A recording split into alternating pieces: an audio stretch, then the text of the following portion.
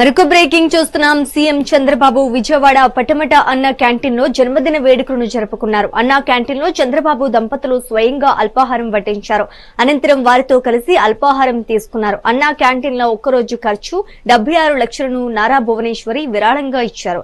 విరాళం ద్వారా రాష్ట్రంలోని 269 అన్నా క్యాంటీన్లలో నేడు ఉచితంగా ఆహారం అందిస్తున్నారు.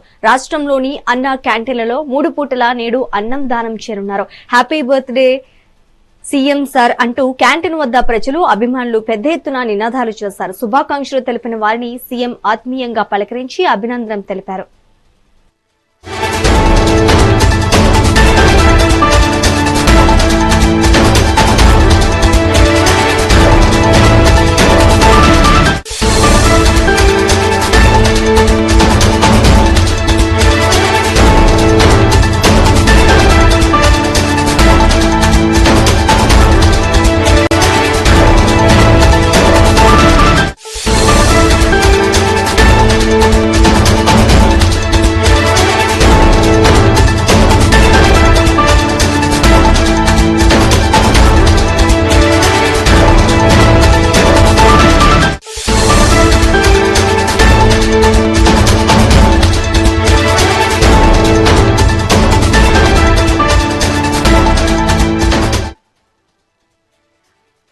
సీఎం చంద్రబాబు విజయవాడ పటమట అన్నా క్యాంటీన్ లో జన్మదిన వేడుకలను జరుపుకున్నారు. అన్నా క్యాంటీన్ లో చంద్రబాబు దంపతులు స్వయంగా అల్పాహారం వడ్డించారు.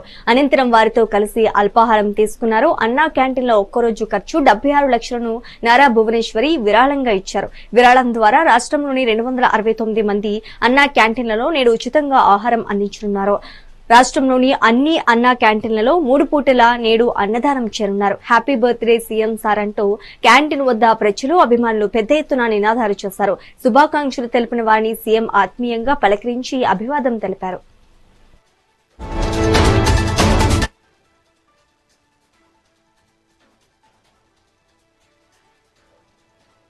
నమస్కారాలు. ఈరోజు ఇక్కడ అన్నా క్యాంటీన్ కు వచ్చి ఉదయం అందరితో కలిసి బ్రేక్ఫాస్ట్ చేయడం చాలా సంతోషాన్ని ఇస్తా ఉంది. అన్నా క్యాంటీన్ పెట్టిన ముఖ్యమైన ఉద్దేశం ఎవ్వరు కూడా అన్నం లేదని బాధపడే పరిస్థితి లేకుండా ప్రతి ఒక్కరి కడుపు నింపాలి అనే ఉద్దేశంతో అన్నా క్యాంటీన్లు పెట్టాం. ఈ రోజు మనం ఒకసారి చూస్తే ఎన్టీ రామారావు గారు తిరుమలలో అన్న ప్రసాదం కార్యక్రమం ప్రారంభించారు. అది నిరంతరం కొనసాగుతా ఉంది. అదే స్ఫూర్తితో అన్నా క్యాంటీన్ పెట్టాం.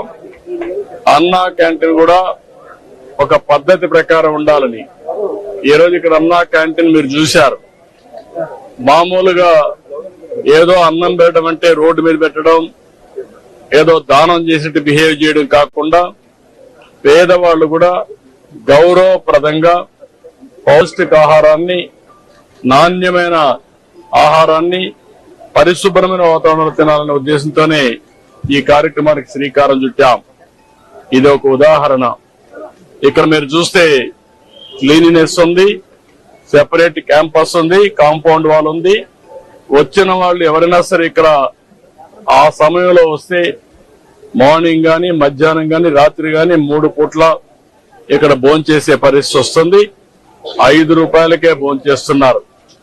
చాలా మంది అనేక పనుల కోసం బయట వస్తారు. ఒక ఆటో డ్రైవర్ కావచ్చు, ఒక ముఠా కార్మికుడు కావచ్చు, లేకుంటే రోడ్లు క్లీన్ చేసే కార్మికులు కావచ్చు, లేకుంటే ప్రజలు కావచ్చు. ఇలాంటి వాళ్ళు